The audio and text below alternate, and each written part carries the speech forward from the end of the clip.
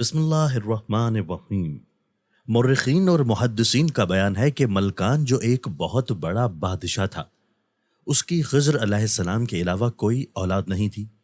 آپ علیہ السلام ملکان کے اکلوتے بیٹے تھے، اس لیے اسے ایک دن خیال آیا کہ اپنے بیٹے کی شادی کر دینی چاہیے تاکہ سلسلہ نسل جاری رہے۔ حضرت خضر علیہ السلام عبادت میں سارا دن اور ساری رات گزار دیتے تھے، اس لیے انہیں عورتوں سے رغبت نہ تھی اور آپ علیہ السلام شادی نہیں کرنا چاہتے تھے، مگر آپ علیہ السلام کے باپ نے آپ کو مجبور کر کے آپ کی شادی ایک نہایت حسین و جمیل باکرہ لڑکی سے کر دی۔ شادی کی پہلی رات خضر علیہ السلام نے لڑکی کی طرف توجہ نہ دی اور خدا کی عبادت میں مشغول رہے، اور جب صبح ہونے لگی تو حضرت خضر علیہ السلام نے لڑکی سے کہا، دیکھو میری بات غور سے سنو، صبح کو لوگ تم سے رات کے واقعات پوچھیں گے، میں تم سے گزارش کرتا ہوں میرا راز فاش نہ کرنا اور کہہ دینا کہ سب معاملات ٹھیک ہیں۔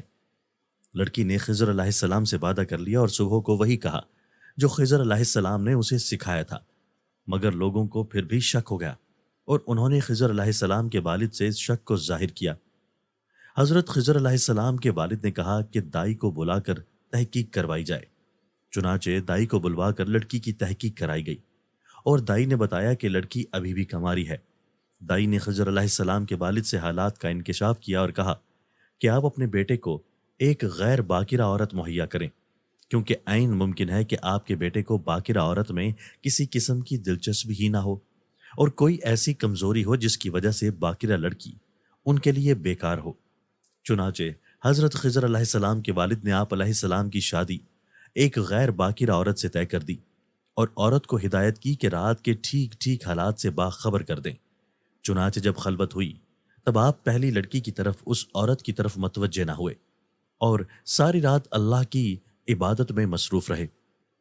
لڑکی کو اس بات پر بہت غصہ آیا اور جب صبح اس سے رات کے بارے میں پوچھا گیا تو اس نے راز فاش کر دیا اور کہا کہ یہ جوان مرد نہیں ہے۔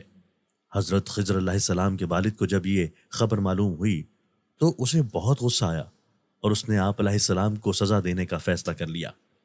آپ نے خضر علیہ السلام کو ایک کمرے میں بند کر دیا اور کمرے کے دروازے کو چونا گارا اور پتھر سے چنوا دیا، حتیٰ کہ 2 دن اسی حال میں رہا۔ 2 دن بعد ان کی محبت بیٹے کے لیے جاگ اٹھی اور کمرے کو کھولنے کا حکم دیا۔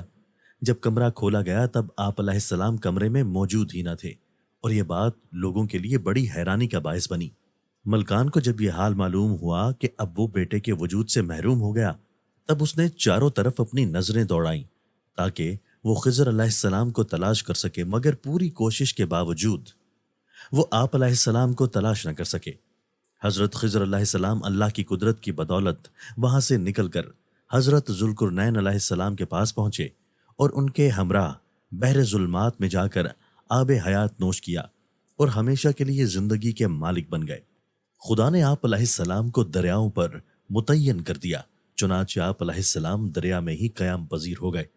ایک دن آپ علیہ السلام ایک جزیرہ میں نماز پڑھ رہے تھے کہ اتنے میں آپ علیہ السلام کے وطن کے 2 تاجر کشتی کے حادثے کے بعد اس جزیرے میں جا پہنچے۔ جہاں آپ نماز سے فارغ ہوئے تو لوگوں نے اپنے حالات بتائے۔ جب انہوں نے غور سے دیکھا تو آپ علیہ السلام کو پہچان لیا۔ باہمی تعارف کے بعد ان لوگوں نے اپنی مشکل بیان کی۔ حضرت خضر علیہ السلام نے فرمایا کہ ایک شرط پہ میں تمہاری مدد کر سکتا ہوں، وہ یہ کہ اپنے وطن جا کر تم میرا ذکر کسی کے سامنے نہ کرو گے۔ ان لوگوں نے وعدہ کیا کہ خضر علیہ السلام کا ذکر کسی کے سامنے نہ کریں گے۔ حضرت خضر علیہ السلام نے ابر کے ایک لکا کو حکم دیا کہ انہیں اپنے ملک پہنچا دیں۔ لکا ان کو لے کر اڑا اور وہ اپنے ملک جا پہنچے۔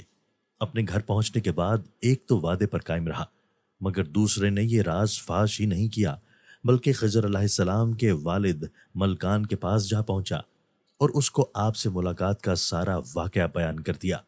اس نے یہ بھی کہا کہ میرے ساتھ ایک اور تاجر بھی تھا۔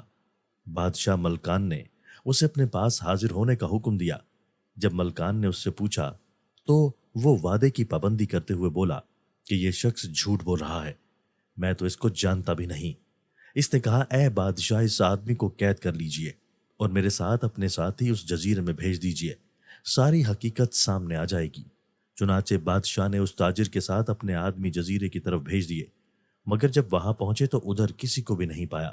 اور واپس آ کر بادشاہ کو سارا قصہ بیان کر دیا۔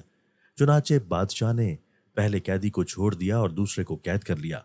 اتفاقاً اس شہر میں کوئی بڑی تباہی آ گئی، کیونکہ وہاں کے لوگ بہت سخت گناہ گار تھے۔ اس تباہی میں تقریباً سبھی برباد ہو گئے، لیکن صرف دو ہی انسان بچ گئے، ایک وہ عورت اور دوسرا وہ تاجر جنہوں نے حضرت خضر علیہ السلام کا راز فاش نہیں کیا تھا۔ جب ان دونوں کی آپس میں ملاقات ہوئی اور ایک دوسرے سے اپنے بچنے کا سبب حضرت خضر علیہ السلام کے راز کو یقین کر لیا تو دونوں مسلمان ہو گئے اور دونوں نے آپس میں نکاح کر لیا اور اس ملک سے ہجرت کر کے دوسرے ملک روانہ ہو گئے۔ اگر ویڈیو اچھی لگی تو لائک ضرور کیجیے گا اور کمنٹس میں اللہ کے 99 ناموں میں سے بھی ایک نام ضرور ٹائپ کر دیجیے گا۔ شکریہ۔